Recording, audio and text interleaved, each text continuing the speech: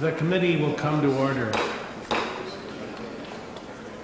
Pursuant to notice, I now call up the resolution H.R.S. 28 expressing the sense of the House that the United States should declare its support for the independence of Kosovo for purposes of markup and move its favorable recommendation to the House without objection. The resolution will be considered read open for amendment at any point. This resolution conveys that the status quo of the past 5 years is unacceptable. All sides must participate to engage in this most difficult political process to ensure that all Kosovars can create a future where they can live in security, prosperity, and freedom. That's why the committee is considering this resolution today, and that's why I support the resolution, and I yield to my friend, the ranking Democrat, Tom Lantos, for such remarks as he chooses to make. Mr. Chairman, I'm convinced that the only way to address the problem of the political, economic, and social instability that continues to plague the Balkans, and the only way to prevent renewed violence in the region, is to grapple with the issue of Kosovo's final status. It is my belief that the sooner we deal with that problem, the better it will be for the peace and stability of the region. Since our successful military action against the Federal Republic of Yugoslavia in 1999, the international community has joined Kosovars in rebuilding their country, revitalizing their economy, establishing democratic institutions of self-government, and healing the scars of war. However, progress in Kosovo, which currently is a United Nations protectorate, is being held up by uncertainty about its political status. Under former Yugoslav President Slobodan Milosevic, the Yugoslav government dismantled Kosovo's political structure. Before the breakup of the former Yugoslavia, Kosovo was an autonomous province. Under Milosevic, Kosovars were subjected to systematic persecution and discrimination. Ethnic Albanians were replaced by Serbs in most jobs.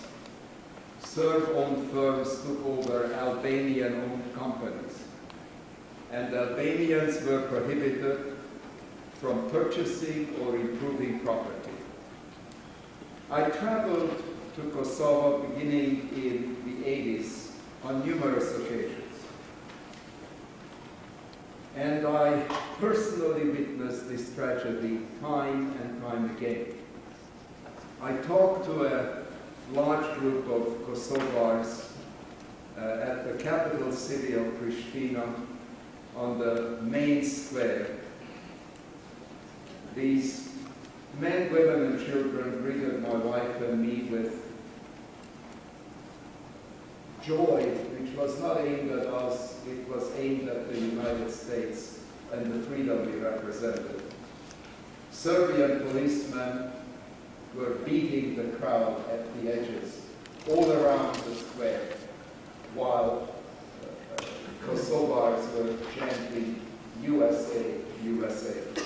I'll never forget that scene. All of us watched in horror the mass devastation of ethnic Albanians by Serbian paramilitary forces with the enthusiastic support of the Milosevic government. Kosovars were killed, their homes were burned and pillaged, and hundreds of thousands of them were made homeless. All of us remember the scenes as they were pushed out of their homeland where they had lived in centuries. Old ladies carrying their grandchildren in their arms. Pregnant women being pushed across the border. It was one of the most horrific sights of Europe since the Holocaust.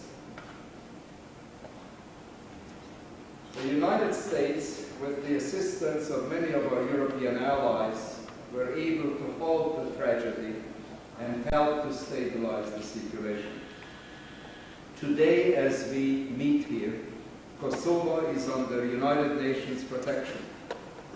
But of course, the problems that remain are extremely serious. Unemployment is over 60%. The economic crisis increases the likelihood that Kosovars, half of them are under the age of 25, will either enter criminal networks or will leave to find work abroad in order to survive. The perpetuation of these economic difficulties heightens the potential for continued instability in the Balkans, and it undermines our national security interests in this important region. Achieving genuine long-term political and economic stability requires reconstruction assistance. But just as importantly, it demands a resolution of the political status of Kosovo. International private investment, loans from the World Bank are delayed or not even considered because of questions about the long-term status of Kosovo. Mr. Chairman, you expressed the link with special eloquence in a speech in December of 2002 when you said, and I quote Chairman Hyde, "There will be no jobs without peace and stability in Kosovo, but there will be no peace and stability without independence." Under the Yugoslav Constitution of 1974, Kosovo was equivalent in most ways to the other constituent republics of Yugoslavia: Slovenia, Croatia, Bosnia, Macedonia. As an autonomous province, Kosovo exercised the same powers as the other republics. It had its own parliament, it had its own high court, it had its central bank, it had its own police service, and it had its local defense force. Through constitutional change, Kosovo was recognized as a constituent element of the Yugoslav federal system. Now, when Slovenia and Croatia demanded independence in 1991, Western European governments, including our own Department of State, opposed recognizing the right of those republics to self-determination. I want to repeat this, Mr. Chairman, because we are saying the same State Department dilatory, meaningless statements issued with respect to Kosovo that they issued with respect to Slovenia, Croatia, and all the others. I remember marching with a large group of my Croatian friends on Union Square in San Francisco, demanding that the State Department allow Croatia to become independent. Croatia is an independent country. It will become a member of NATO, it will become a member of the European Union. Slovenia already is. What we are talking about is an interim solution, because at the end of the rainbow in Europe, there is the European Union. And just as Slovenia is a member of the European Union, I hope, Mr. Chairman, and I know, Mr. Chairman, that the other former constituent republics of Yugoslavia will all become members of the European Union. We simply cannot go on with this status quo of continued subservience and subjugation of the Albanian people of Kosovo. The State Department sent another letter this time, as it did 12 years ago, saying, this is not the time. Well, let me tell the State Department and its representatives in the room that no couple is ever ready for parenthood, and no nation is ever ready for nationhood. Yet couples have had children, and groups of people have formed nations since time immemorial. So these boilerplate phrases that this is not the time, we have heard this ad nauseum and ad infinitum. Eventually, Mr. Chairman, our government and the rest of the world acknowledged the independence of Slovenia and Croatia, and the independence of Bosnia-Herzegovina and Macedonia. Let me mention parenthetically that Kosovo has a larger population than either Slovenia or Macedonia. 2.5 million people fully capable of moving towards independence. We have found, Mr. Chairman, that self-determination for those nations has involved not so much a change of borders as a change in the status of existing borders. The lines on the map remain the same, but their status is upgraded from a constituent republic within a federation that no longer exists to an independent nation. This has contributed to the stability and progress of these countries. Kosovo is entitled to the same treatment. There must be no double standard. And let me now touch upon a highly sensitive issue. The United States is accused by its opponents in the media and elsewhere, like Al Jazeera, that we discriminate against Muslim entities. Kosovo is an overwhelmingly Muslim entity. It has a significant Christian population, but the bulk of the people are Muslims. Yesterday, the European Union took a historic step, opening the door to Turkey's eventual admission as a full member of the European Union. It would be a disgrace if the International Relations Committee of the United States House of Representatives, using whatever obfuscation we might choose to do, would now deny an overwhelmingly Muslim European entity the right to move towards independence. This would be a great victory for all of our enemies everywhere. It would be a great victory for Al Jazeera. It would be a great victory which are saying that we are witnessing a new crusade against Islam. That is the last thing we are engaged in. We want to integrate the people of Kosovo into Europe. They are valuable and useful citizens, just as they are when they come to New York or Los Angeles or anywhere else in this country. The people of Kosovo must understand that the human rights of the Serbian minority must be protected without a moment's lapse. The Serbian citizens living in Kosovo are entitled to precisely the same protection that the Kosovar citizens are. But we have received this assurance from the Kosovar leadership. I urge all of my colleagues to join our distinguished chairman, Chairman Hyde, and me in supporting this resolution. Thank you, Mr. Chairman. Thank you, Mr. Lantos. The chair will entertain motions to strike the last word, and the chair recognizes Mr. Burke. First of all, Mr. Chairman, I have the highest regard for you and Mr. Lantos, and I think Mr. Lantos knows that. He and I have become very good friends over the years. I don't believe, and I hope that no one will consider my vote, which is going to be against the resolution, to be one that's anti-Muslim. I've spoken at probably 50 mosques around the country.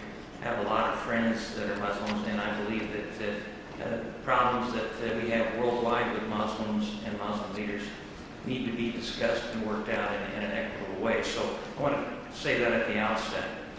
Now, Milosevic is no longer the dictator of Serbia. We had a meeting here with Boris Tadic about, 3 or 4 or 5 weeks ago. I chaired that hearing, that meeting. And he committed to me, along with the members of his administration, his desire to reach out to every governmental entity surrounding Serbia to try to work out their differences so that everything would be resolved in a peaceful way and the problems would be solved without more conflict. I am aware of the ethnic cleansing that's taken place on both sides, on all sides. We're all aware of that, and it's been a real tragedy. It's not confined to one ethnic group or another. It's been going on all over. Serbian churches have been burned, and Serbian people have been killed, and Muslim people have been killed in Kosovo. I mean, I understand all that. But our State Department, I want to read a little bit of this letter, and then, if I might, Mr. Chairman, I would like to have a representative of the State Department, if they want to illuminate a little bit on this issue. I believe Kathleen Stevens is here with us representing the State Department, maybe make a comment or two. But let me just read a little bit of this. The letter, and I don't know if all my colleagues have seen it, but here's what it says. I am writing to express our concern over H-Res 28, which would declare the House in favor of independence for Kosovo. Such a resolution at this pivotal moment will undermine the important progress toward peace and freedom we and our allies are making in the region. The next few months will be key to moving toward our envisioned mid-2005 discussion of Kosovo's future status. Since the terrible violence in March, we have worked with our partners in the contact group to re-energize the UN and support the reconstruction of damaged homes and schools. We are strongly engaged to ensure progress on minority rights and security while promoting transfer of significant responsibilities to Pristina's elected leaders after the October 23rd Assembly elections. And listen to this. When I met with Kosovo's leaders last week in Pristina, they welcomed this approach. I mean, just last week he met with these leaders and they concurred. In a courageous step, Serbian President Boris Tadic on October 5th called for Kosovo Serbs to participate in the October elections despite serious opposition, and there have been calls for his impeachment because of that. So he's keeping his commitment to do everything he can to reach out and to make sure that every party in that area is participating and working together. And then they say, I respectfully request that your committee not act on this resolution at this time. With your support, the United States can and will continue to play a key role in moving toward a future for Kosovo and for the broader region that is in the interests of all, a region family on the path to Euro-Atlantic integration and the realization of a Europe whole, free, and at peace. I think that says it all. We all want a resolution of the problem. The question is the timing and how we do it. I'm afraid right now the State Department, it's not just the State Department, it's the National Security Council, the European Subcommittee, Ms. Davis is opposed to it, the Embassy of Serbia and Montenegro is opposed to it. There's just a whole host of opposition. And while I have the highest regard for my good colleague, Mr. Lantos, I think this is the wrong resolution at the wrong time. And with that, Mr. Chairman, I would respectfully request that we ask the State Department to add any additional information they'd like to give to us. Mr. Rohrbacher. I'd like to compliment you, Mr. Lantos, and the chairman for the hard work that you put in over a decade. I remember a decade ago going to meetings with Steny Hoyer and Elliott and the gang and there was a horrible story going on there. We were meeting people in various parts of the capital who were here telling us about these horrible murders and repression that was going on in Kosovo and it was, and I think that it's time for us to end this conflict. It's time for us to bring some peace to that area, and the way we do it is by making a decision and not putting off a decision. I support this resolution strongly for practical and philosophical reasons. In the practical arena, we have troops. We still have troops in this area, and we will continue to have troops in this area until a decision is made. And no one here can deny that. If we simply put this off, 5 years from now, we will continue to have our troops stationed there. And this is not a time when we should be using the energies and resources of our own military in a place where they could be operating independently, have a democratic government, and be able to function without us. The status quo, with our troops there, and the continuing status quo, not making a decision, is a cesspool of stagnation, which is going to bring all the wrong elements to the fore. You know, what floats to the top when you have a situation like this, where you don't permit people to have a strong economy because you have uncertainty. And so people will live in poverty, and when they live in poverty, they will turn to extremists. We don't need that. We can now move forward and try to have reconciliation and try to find harmony. just like they found in Croatia. The Serbs didn't want the Croatians to be independent either. And no, it's time that we make a decision. It's time the Western world makes a decision that the people of Kosovo have a right to determine their own destiny. And when we make that decision, freedom will work, liberty will work. It will bring harmony. It will not bring disharmony. And until that decision is made, until people are able to get out of this quagmire, there will continue to be disharmony, and there will continue to be fractionalism, and there will continue to be hatred, and there will always be a threat hanging over us. So let's get moving. Let's work on a practical way, and the practical way is to let the people there make their own decision about what their status is. And that's what leads to the philosophical reason that I am in favor of this, and that is, we Americans believe that all people have a right to determine their own destiny through the ballot box. And from the time we started down this path, we were told, well, that will cause all kinds of disruption in society, and there's all kinds of potential downsides to letting people control their own destiny through the ballot box. Well, no. Freedom brings stability. We will not have stability until there is freedom. And the people of that part of the world, the Muslims of Kosovo, the Kosovars have a right to determine their own destiny, just like the American people have a right, and just like the people everywhere have a right. And finally, let us look at the message that we are sending. By supporting this resolution, we are being consistent with our view that democracy is not just for,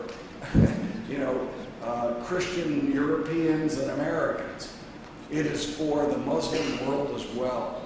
And where people are dying in Iraq now to set that principle, to make sure that we can institute a democratic government there. Well, how can we be against a democratic government in Kosovo if we, while we are fighting for democracy in Iraq? So let's send a message to the Muslim world. We believe in the right to determine your destiny through the ballot box. We believe in democracy.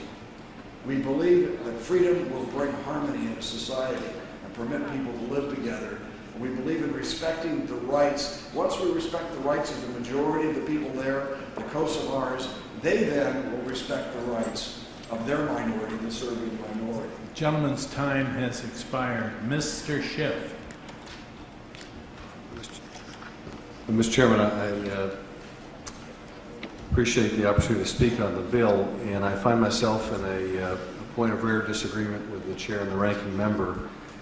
I don't quarrel with many of the points that have been made about the desirability of Kosovar independence, but I do have concerns about the alacrity with which this bill has been brought before the committee, the failure of the full committee to even have an oversight hearing on a matter as significant as declaring our support for the independence of Kosovo. I, for one, would like to hear what the Secretary of State's office has to say about this in more detail than a single-sided letter that was drafted yesterday. Now, I know Mr. Burton requested that we allow State Department representative here today to speak, and the Chairman correctly pointed out this is not an oversight hearing, it's a markup. But that begs the question of why isn't this an oversight hearing on a matter of this importance? I'd like to know in more detail what effect this declaration would have on the ongoing discussions in the region. Are we going to undermine some of the reform-minded leadership there? And I don't have full answers to those questions, and in fact the committee analysis, which is usually lengthy and sophisticated, in this case is a one-sided summary sheet. And I just think an issue of this level of importance deserves more thought and more attention than we're giving it here today. Will my friend yield for a moment? Yes, I'd be glad to yield. Long before you joined the Congress, Ms. Schiff, we have had countless hearings on this issue. And the record of all of these hearings is available. This is not a snap judgment of Chairman Hyde and myself. We have been working on the issue of Kosovo independence for 2 decades, and the documents are all there. The issues have not changed. may I also say that this is not a new issue in Central and Eastern Europe. When you go down just 50 feet from here is the statue of Louis Kossuth, who in 1848 told the Austro-Hungarian monarchy that the Hungarians don't want to live under Austrian tutelage. That was over 150 years ago. These people are no less entitled to their own independence than the Slovenians, the Croatians, and every one of the other ethnic entities. They happen to be Muslim. That's the only difference. And in today's climate, that should be all the more reason that we support their right. I thank my friend for yielding. And I thank the gentleman, and believe me, I would never compare my experience to my colleague from Northern California, who I respect and admire.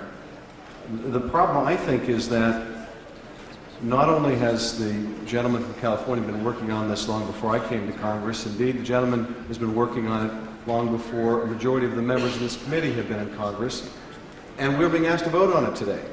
And it's not for the edification of the chair or the ranking member that I suggest that we have an oversight hearing, but rather for the rest of us that have not been working on this for decades and would benefit from hearing what our State Department has to say, what the witnesses in favor of a declaration of support for independence have to say. And I don't at all take issue with the fact that this has been a persistent issue for a very long time, but this committee has not done the oversight it should do on this bill.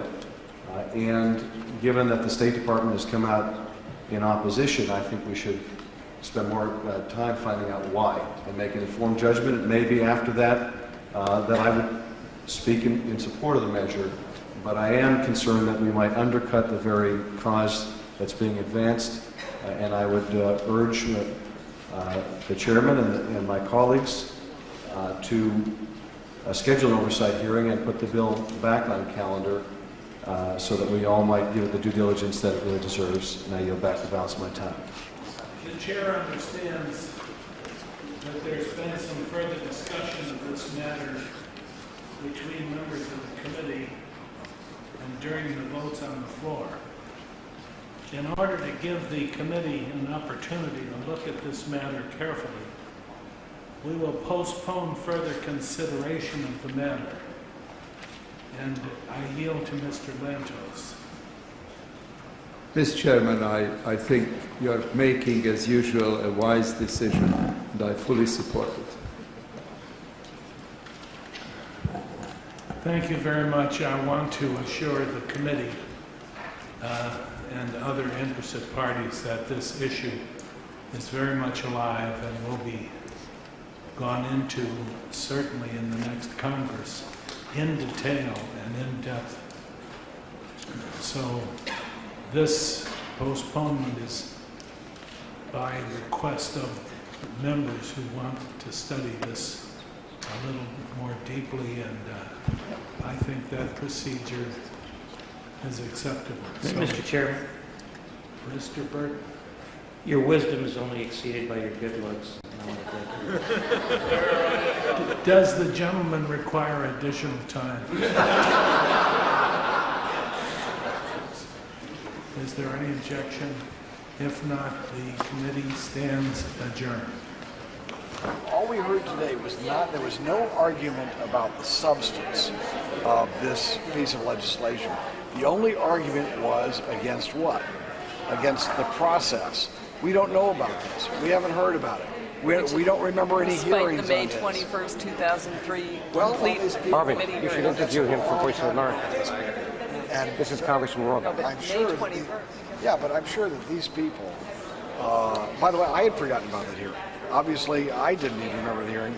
We're doing a dozen things a day here, and but I do remember in the back going, hey, if you set the same standards for the United States, we wouldn't even be independent. I remember that, Yeah. but May 21st. so if I remember that, if I barely remember that, these people don't remember it all.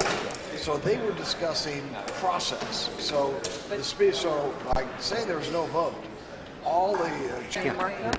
a full committee hearing. They had one. Was it 1 year? May was 20. it this was year? May 23rd. This year? No, May So of it was, 2003. you mean in one session can you have 2 hearings? Yeah, we've had lots of hearings on different So bills. technically, Yeah. you're saying we should have had another one before this vote? No, technically what they were saying is that it's so long ago that they didn't remember the issue, and this is a surprise to them.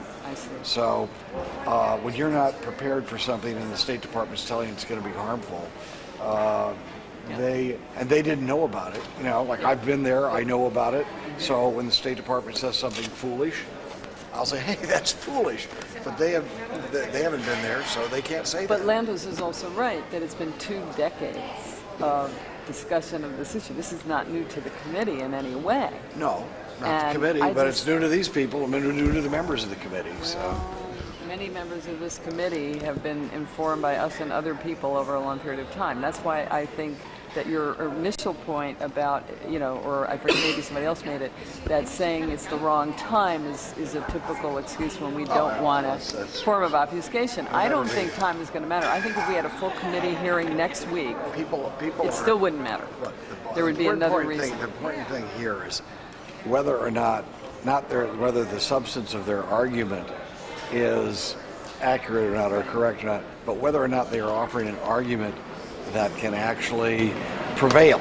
And the substance of their argument was wrong. I mean, the fact is we do know about the issues there, but that wasn't what was important. They were arguing about the process. It was ringing to other members, and thus it was good for the chairman to say, okay, this is a decision based on complaints about the process, not about the bill. Did you find it interesting that the person who most opposes this bill, Congressman Burton, who has plenty of substantial arguments to offer from his perspective, didn't offer them at all? Wasn't that interesting? Well, he couldn't say, I didn't have time, my homework isn't done. He's been part of the Well, he did propaganda offer a machine. substitute, right? I don't know what Well, was in his substitute. yes, but he didn't publicly express for the members of the committee his position. Well, I hate to personalize it with Dan. People, everybody has their different things they're interested in, and I understand that, but he didn't offer substance, is what I'm saying. He, too, talked about process when he himself has been working on this consistently. Right. So that's why I'm saying I think the process was being used. I don't know what was in his substitute, however. His substitute might have had substantial, substantive changes, and we didn't get around to But he that. only complained about process. That's right. No one here complained about the substance at all. They were afraid to take on that argument because, frankly, They wouldn't win it. Well, 3 or 4 of us were there, beating them in the face, saying, "Hey, you're going to stand up for principles, or aren't you going to stand up for principles?" And this way, by not standing up for what the principles of our country supposedly believes in, we're actually doing something that doesn't work either. It's not even pragmatic, much less philosophically right. Your arguments for self-determination and independence were great, and you could see that they were echoed by the chairman, the ranking member, Oh yeah, sure. and others. So it's a shame that we couldn't have that substantive discussion, but here we are. Well, So- the battle is but not. I'm happy we had yeah. this session. The battle is not over. No. The chairman made the right decision that saying in light of the complaints about process, we're going to hold off until there is a process which everybody's comfortable with, or at least everybody cannot complain about, and then we'll have a vote on the substance. Don't you think this is a mandate for us to start the process to get another hearing and to have the State Department No, renewed? absolutely, and it's Yeah. also a mandate. This is a mandate for the people who feel strongly on this issue to be contacting the members of this committee at home in their home districts and to talk to them personally about what the specific real issues are and what really is being decided. So that's the way the democratic process works. You listen to the people at home more than you listen to them when somebody just comes into your office and they're not related to your district. Okay. Congressman, will the timing actually be any better in the 109 as far as you're going to have It is. The timing is good today. The timing would have been better. Would have been better last year, and the timing today is better than it will be next year. But the important thing is to move forward as soon as possible to end what is just a quagmire of inaction, and where there are millions of people caught in the stagnation of indecision, so that their lives and the lives of their families are suffering. And we got to get some movement, and movement will then break loose all kinds of human activities that will improve their condition and actually create more stability in the end. Do you think there's any chance of getting to this in November? It's already been. No. This won't be done in a lame duck. No, we'll set it up. I think we should start at the beginning of 2005. Yeah, well, if next time, it depends on who controls the body. If the Democrats control the body, Tom Lantos obviously will be chairman of the International Relations Committee, and Henry will be, won't he? will be ranking member. So we still have the two top dogs. But Henry Then will you also got a few barking dogs like me. without which we would not be able to go on. Okay. You're the best. Thank you. I'll see you guys. Have a take care. Well, here we are again in the House of Representatives. This is the committee room of the full committee of international relations for the U.S. House of Representatives. I think it's important that we're standing here. We just had what they referred to as a markup session, full committee, for House Resolution 28, and that would be the sense of Congress, their support for the independence for Kosovo. And what we heard were incredibly important statements by the chairman, Henry Hyde, who introduced this resolution with the ranking member, the number one Democrat, Tom Lantos, who again gave a very strong statement for why the United States, it's in the United States' interest to support the independence for Kosovo now. It wasn't only the chairman and the ranking member, we had Congressman Rohrbacher and so many others say that. But obviously we have other members, some new members, who felt that they needed to have more time to study this issue since we had the hearing May 21 of 2003, and here we are already in October 2004, so the vote wasn't taken today. But the importance of today's session is that the Albanian American Civic League and the Albanian American community, especially the board of the league, people like Marish Natsulai, Luan Bakola, and so many others, with the tremendous day-to-day, night and day work of Shirley Cloyes as our Balkan Affairs advisor, we have kept the most important issue for the Albanian people on the agenda in the U.S. Congress at a very difficult time. At a time, one, that the State Department still has its 20-year, and I started this 20 years ago almost, feelings that we should not support any movement for independence for the Albanian people. We've heard that during the hearing in 2003, and we heard it again today. But the fact is, they were not able to cancel this markup. The Serbian people now have their own lobby working in Congress. They have now a Serbian caucus sponsored by the Serbian Unity Congress. And there are some congressmen here who have Serbian constituents, and they're saying what the State Department is saying, that we need to have standards before status, which obviously is not the right approach. And the resolution says no, standards before status will not work. What we need is independence now, because Kosovo needs the status to borrow the money from the World Bank, International Monetary Fund, the European Fund, Bank for Reconstruction, so it can rebuild the infrastructure and attract the private investment. Why? 70% of the people are unemployed. It's that simple. Look at our election here for president. The issues of the economy come up all the time, that the president may not be creating enough jobs. Well, imagine Albanians, where there's 70% unemployment in Kosovo, almost 50% unemployment in Albania. How are these people, especially with half the population under the age of 25, how are they going to support themselves and their family? Especially when they're not allowed to go to Europe, they're not allowed to come here. And as Congressman Hyde has said many times, what are we going to do if we don't act now on final status for independence? Create another Gaza Strip in the middle of Europe? That would be wrong. So the importance of today is that our league, our lobby, the Albanian American Civic League, with the support of the Albanian American community, especially those on our board, we have shown that we can put on the agenda of Congress at a time the State Department is not supporting us, and at a time we have a blistering war in Iraq with many Americans being killed, and the problems with nuclear proliferation in Iran and North Korea, and the problems of the Palestinians and the Israelis not yet solved. We got the full committee of the House of Representatives, the International Committee of the House of Representatives, to consider the issue of independence for Kosovo once again. So I am very happy that we're here, especially in this room. As you can see, the symbolism when you have Congressman Hyde, the chairman. There's his picture up there. He's still the chairman, but the former chairman who introduced the bill, by the way, before Hyde did, is Ben Gilman, and there he is, right there as well. So this is kind of a museum of liberation for the Albanian people, because it was in this very room that I, as a congressman, introduced the first resolution for the Albanian people of the former Yugoslavia, Kosovo, back in 1986. With that, I want to turn to Shirley, who has done such a marvelous job. You know, getting to this day was not just waiting for the days to go by to be here. We had to work very, very hard to contact every member of this committee and fax them information, contact their international relations staff that gives the advice for the congressman and the congresswoman. And we did that work in the last 2 weeks so that we could get to this point today. So I want Shirley to make a statement because without her, we wouldn't be here. This is the 15th year that the Civic League has been working in Washington, and it's the 5th year of breaking the silence around Kosovo. We came out of the war in 1999.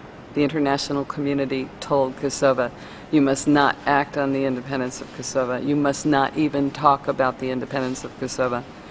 Joe and I and a delegation from the Civic League went to post-war Kosovo on numerous occasions. By the year 2001, it was clear we were going to have to break the silence. We could not go along with this international request.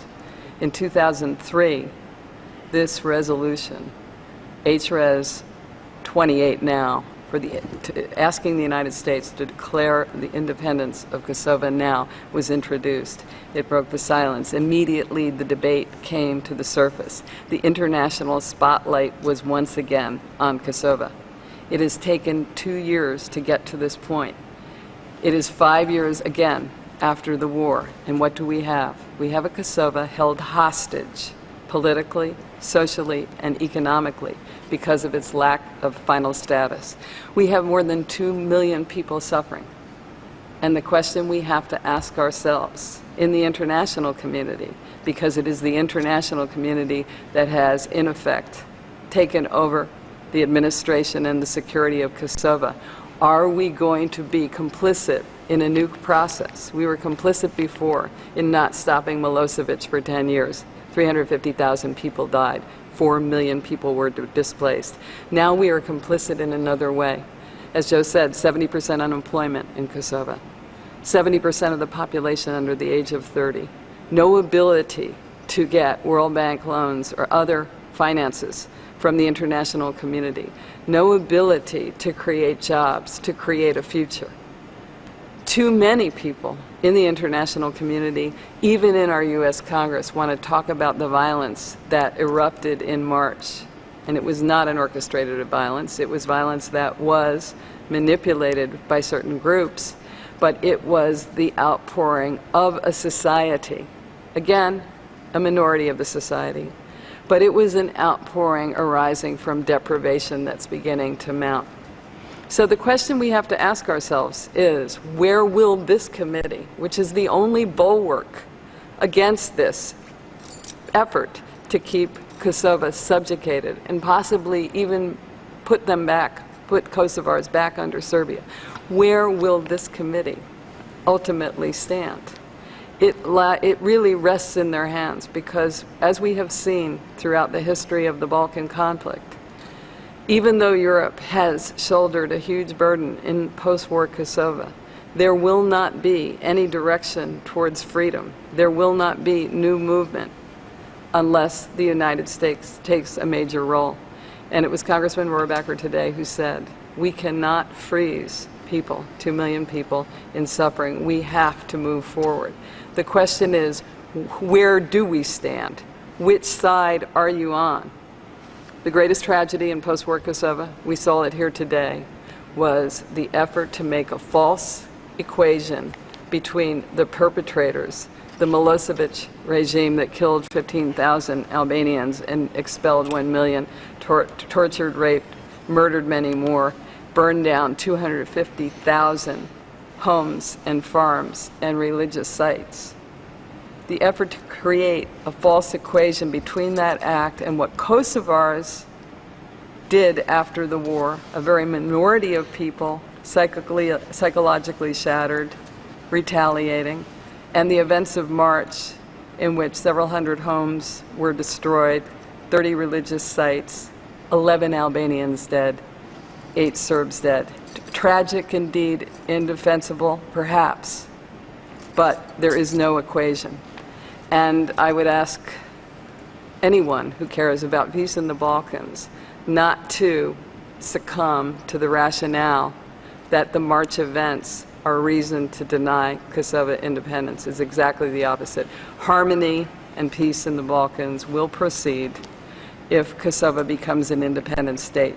Serbia will become a democracy the day it ceases to be an occupier. Now we will see, where does this committee stand? Where does the United States stand at the beginning of 2005? I just wanted to make another point that part of lobbying, maybe a very important part of it, is getting information on a very complex subject to the members. And Shirley and I were in Kosovo this summer, not only to have a petition drive so that we could show this committee how many Albanians wanted independence, and we got hundreds of thousands of signatures, but we also got this book because the Serbs were here with their archbishop with a book that was showing Albanians reportedly or reputedly burning down Serbian churches during the NATO war. Now, we know that many of those churches were occupied by the Serbian army and NATO was bombing them. But here's a book that no one has seen. It's a book that shows how many, and there's literally, I think, 200 mosques that were torched and burned and desecrated during that war. And no one has seen this in the Congress. So we had to get 50 copies of this brought back here so that we can get them to the members of this committee. Information is power. As Thomas Jefferson said, democracy, or information is the currency of democracy. And we, as Albanian Americans in our lobby, has to continue to provide good information, especially at a time that we don't have a strong government representing the Albanian people in the Balkans. We know that Albania is siding with our State Department and has kind of abandoned the Albanians outside of its borders, saying, in effect, that these are problems of Macedonia, Montenegro, and Kosovo. So where do the Albanian people have to look when they don't have any government to speak of in Kosovo that really has status or sovereignty, and they don't really control the governments in Macedonia and Montenegro, where they're treated as second-class citizens? It may be getting better because of our pressure, but we need to continue our work as an independent voice for 7 million people in the Balkans, 7 million Albanians, because they don't have a government that stands up for them, certainly not here in Washington. And that's why it's important for the Albanian American Civic League to continue its work as an independent voice for the Albanian people, with me as a former U.S. Congressman, a volunteer, and Shirley as another volunteer, a former publisher who is an expert on Balkan affairs. The both of us combined together with our board, who continues to give us information and funds so that we can continue to get our message out. And today, that's what we did once again. But instead of Shirley and DioGuardi speaking, it was Congressman Lantos, Congressman Hyde, Congressman Rohrbacher, and others saying what the Albanian people need to hear, that there are strong voices in Washington for their independence so they can get on with their lives. And to all our brothers and sisters in the Balkans, I want to say that we are using our freedom to promote yours. But we want to thank you for using your commitment to inspire us and enable us to go on. Thank you, Kosovo. Thank you for 435,000 signatures, signers of the petition for our international campaign for the independence of Kosovo now. 535,000 and counting. And thank you to Albanians in Macedonia and Albania for taking up a cause that will go on around the world, and we indeed will succeed. Parliamentarian.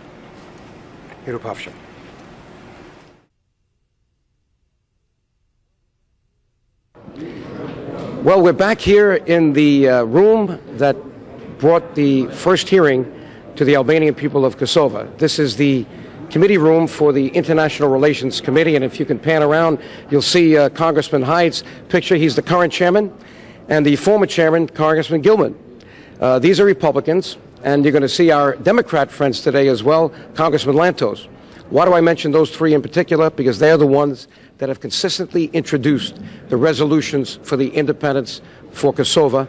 And even this year, on January 5, Congressman Hyde and Congressman Lantos introduced HRES 24 for the independence of Kosovo now.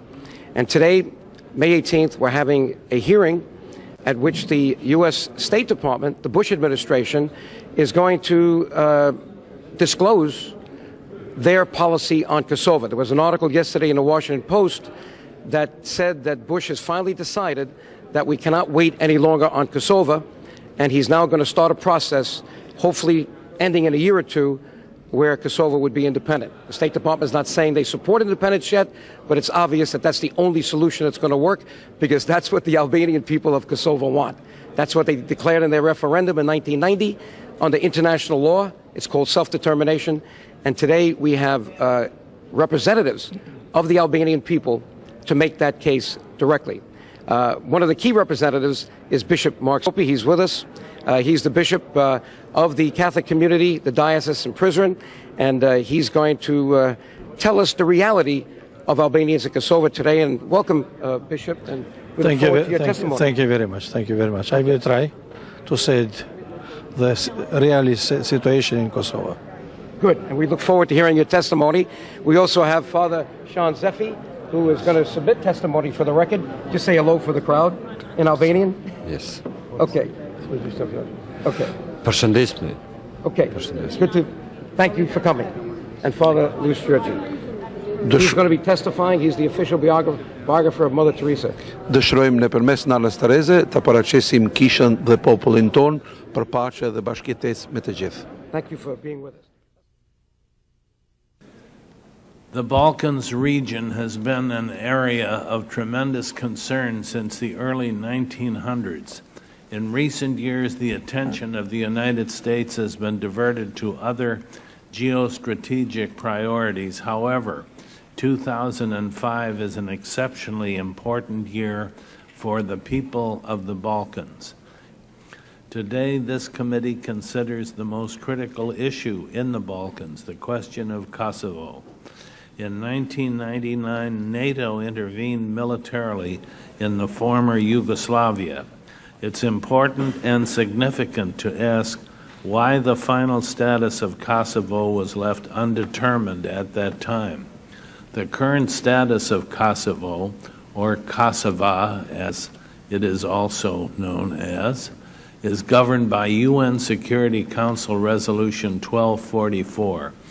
The purpose of this hearing today is to assess the current situation in Kosovo and to consider U.S. administration policies towards Kosovo and its future status.